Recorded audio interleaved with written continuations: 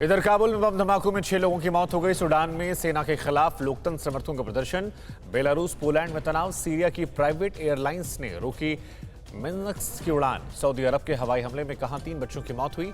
और global test से जुड़ी सारी बड़ी खबरें दिखाते हैं top 9 world battle ground.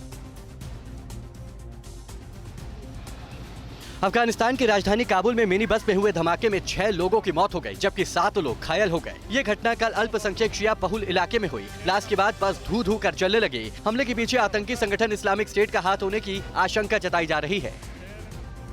Sudan के सुरक्षा बलों ने लोकतांत्रिक अधिकारों की मांग कर रहे लोगों पर फायरिंग की और आंसू गैस के गोले भी दागे। इसमें एक प्रदर्शनकारी की मौत हो गई, जबकि कई लोग घायल हो गए। सेना ने 25 अक्टूबर को देश की सत्ता पर कब्जा कर लिया था और इसके विरोध में लोकतंत्र के हजारों समर्थक सूडान की सड़कों पर फिर प्रदर्शन कर रहे थे।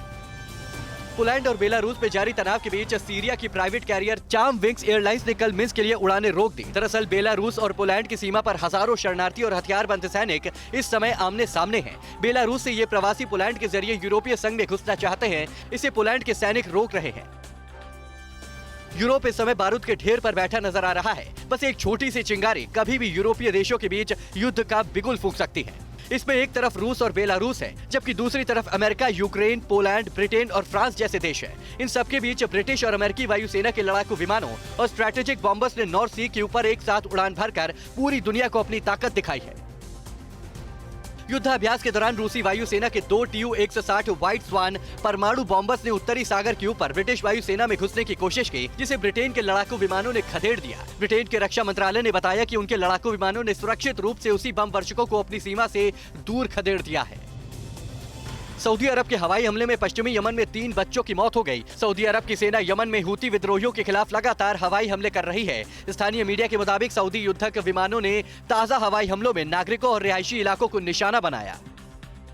यमन के अमेरिकी दूतावास पर हूती विद्रोहियों ने हमला कर वहां के लोगों को बंधक बना लिया। सरकारी ऐलान के मुताबिक दूतावास के अंदर अनेक कर्मचारी मौजूद थे। विद्रोहियों ने बहुत लोगों को छोड़ देने के बाद भी कुछ लोगों को दूतावास के अंदर ही बंधक बनाकर रखा है। यमन में जारी गृह युद्ध के दौरान हूती विद्रोहियों को ईरान का समर्थन प्राप्त है।